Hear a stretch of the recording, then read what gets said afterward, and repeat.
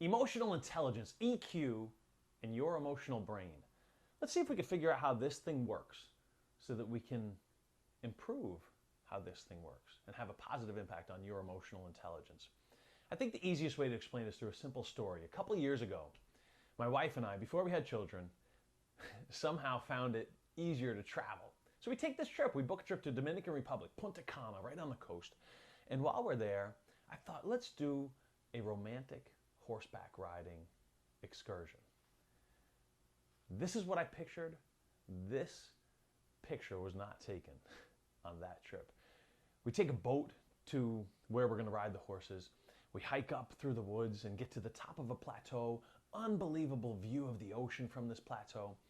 And there's about 25 of us on the trip. We get to the top of that plateau. At the top, there's a barrel mounted.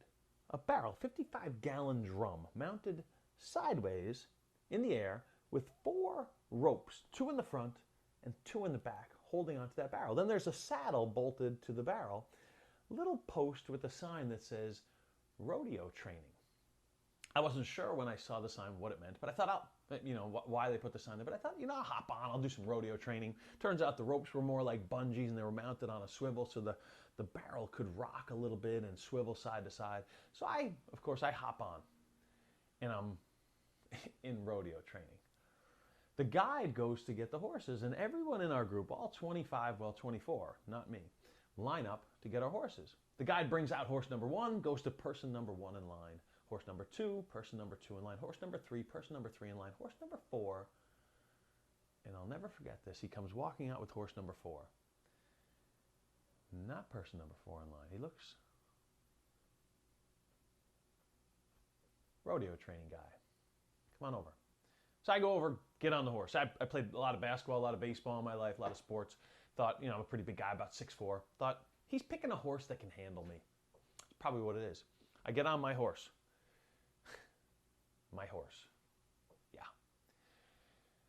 My horse is number 4 in line. Now, if you've ever trail ridden, the horses, at least in the posters, in the brochures, they're in a perfect line. It's a calm, peaceful, beautiful ride. They stay in order. My horse immediately passes the first 3 horses, gets right next to the guide's horse. Now, he knows, though, he's well trained. He knows he's not allowed to pass that guide. So he's not behind the guide. His nose, the tip of his nose, might be an inch or 2 behind the tip of the guide horse's nose. This wasn't just in the beginning of the ride. We started to ride. My horse stays right there. Stays right there on the right side of this guide's horse. So as we start to ride away, my wife is number 10 in line about. I look back and I'm kind of, come on, honey. After the ride, she says, hon, I thought we were going to ride together. You had to be the front horse. Yeah, I got it. You had to be in the front. Yeah. And I'm thinking, no, let me tell you what happened. So a little bit into the ride, I'm thinking, well, I need to pull the horse back. I need to slow him down. So I pull on the reins, firm, steady, pull on the reins to slow him down. I pull a little bit, he does nothing. I pull a little more, and he does this little shudder, almost to say, don't do that. Then I thought, well, maybe I'll turn him to the side a little bit. So I pull him to the side a little bit. He does the same thing. And this time he's kind of almost glaring at me as he does it.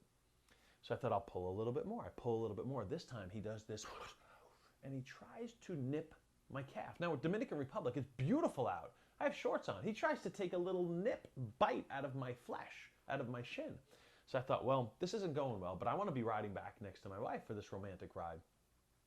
I thought, well, I can't keep my feet where they are. So I took them out of the stirrups. I put them behind me on the horse. Now I'm almost laying on the horse. I put my elbows on his back so that I can still pull. So I have a little bit of leverage. I put my elbows on his back and I pull the reins firm, hard to the side. My feet are up behind me. The horse does this snap at me, the glare, probably 5 or 6 more times. And by then I think he had me trained. Do not do that again, was his training. So I stayed next to the lead horse the rest of the ride. 45 minutes into the ride, we're getting close to what the guide told us is the halfway point. He says, we're going to do this big loop, and at the halfway point, there's a huge boulder.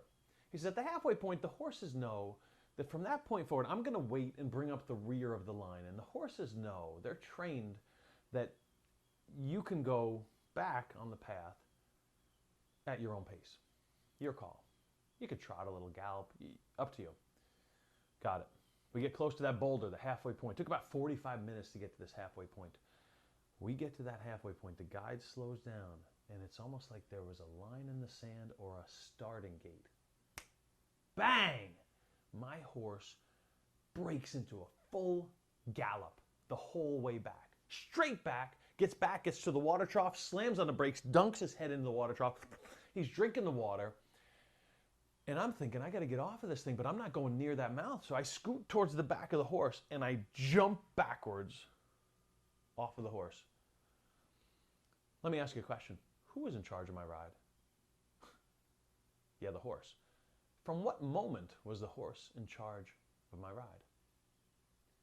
Probably from the first moment, maybe even before I got on. You know why that rodeo training sign was there now? Probably, right? I bet today someone, a little bit after lunchtime, will be going over by that barrel and checking that out and hopping on the rodeo training. And when horse number 4 comes out, my horse, he's going for a ride. 45 minutes out, 5 minutes back. 5 minutes back. Do you think that horse has ever done that before? You think he'll ever do it again? See, one of the biggest challenges to emotional intelligence development is this. We talk about an iceberg going down a river, and the emotions are so powerful that emotions affect everything. I say, let's go to Disney World. We get this emotional decision to go to Disney World. And then on the top, logically, in the IQ part of the brain, we start saying, how do we pay for it? When do we go? But the emotions have already taken us down that decision. There's more to that iceberg story. Yes, emotions affect every single thing, every part of our lives, every moment of our lives. We're moving back and forth in emotional states.